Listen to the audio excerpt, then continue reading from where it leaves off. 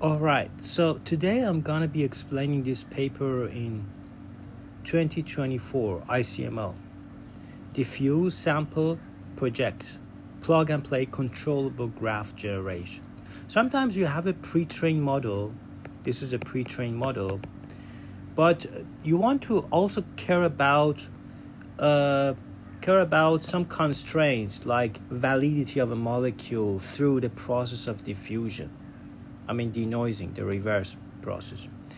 And a good idea is to project the graph at each iteration onto a space, project with pi, into a space that is valid, that has a distribution of valid molecules.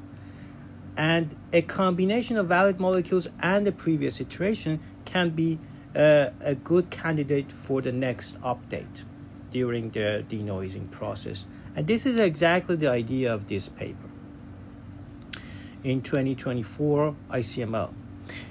Diffusion models lend transformative capabilities to graph generation, yet controlling the properties of generated graph remains challenging. For example, you want to say, I want a graph that has 20 single bonds and maybe 5 double bond, or a graph that has nodes less than 10, or a graph that has valid molecules and such and such. And this often results in vague control, unsuitable for applications like drug discovery. If you don't care about this, then it's not suitable for drug discovery companies. Because they want precise constraints like maximum number of bonds and etc.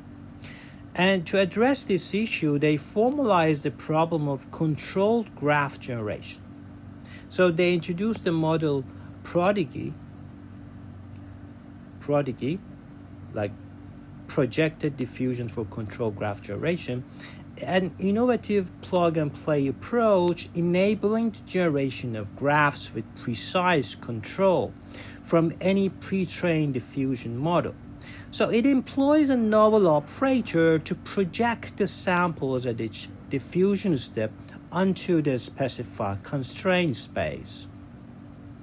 For a large class of practical constraints in a variety of graphs, our extensive experiments demonstrate that it empowers state-of-the-art continuous and discrete diffusion models to produce graph meeting specific hard constraints. So they use a KKT condition because it's a nonlinear optimization. Iteratively, they should do that. And so it's computation expensive, but it's a good, interesting idea. So you project it like this one. You project it and then you give it to diffusion model.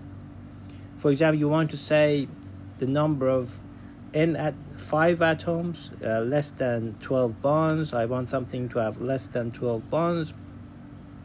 And it generates something based on the user requirement. Who is our user? Drug designers, pharmaceutical companies. So let's carry on. So this is the traditional approach. We just give it and then you so it's a forward and the reverse is the denoising process. But their idea is they projected. We have some constraints like number of edges should be less than equal to b, and number of triangles. It's interesting. Number of triangles you can condition on this. Degree of each node you can condition on that. So you want such a generative result, and this is the way they do. In the existing sampling, there is no constraint. It's unconstrained. But in the controllable, where their model, as you see, they denoise and project. Then they denoise and the project. Denoise, project. They do it so that using this. So it's a linear combination of the previous iteration and the projected one.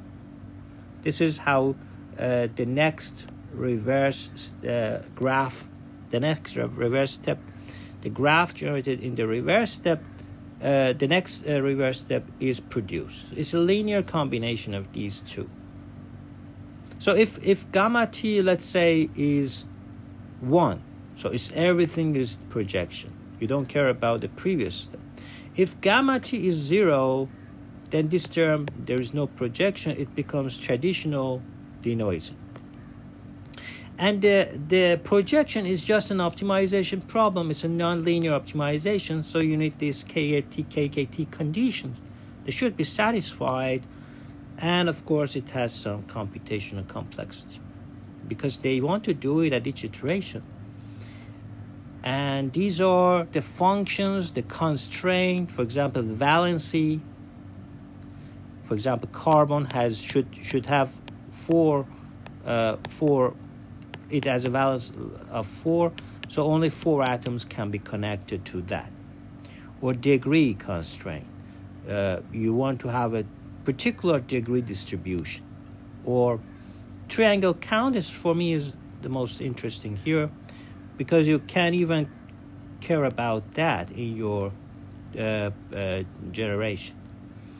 So in the appendix B, they said this is a background on KKT condition, and this is how they do this optimization problem. For triangle count, you see, for each of them, the H is different. The way you parameterize it is different. For degree, you have a different parameterization. And valency, these are different constraints that you have. So they did some experiments. And as usual, QM9 zinc is in every paper for generative graph, diffusion-based graph generation, or any graph generation. We also use average of MMD of degree.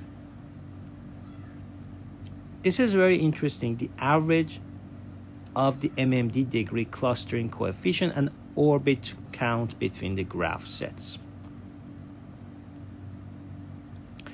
So this is the constraint 2D molecule generation using their model for different diffusion models and constraint. For example, if your constraint is valency in QM9 dataset, using the digress, which is for 2023, is this one, but for their model is a different one. These are they also did for dipole moment constraint generation. They compared digress with their method. So these are the 2D molecule generated under atom count constraint that allows only carbon and oxygen atoms from drum diffusion. So we pick the molecules based on the maximum Tanimoto similarity with the test set. This is comparison at different hyperparameters and constraint parameters in generating community small graphs for different constraints. This is easy, but this one is more interesting for me. Is molecule generation. There are also other data sets like Moses, so many other data sets that larger molecules, much more number of atoms,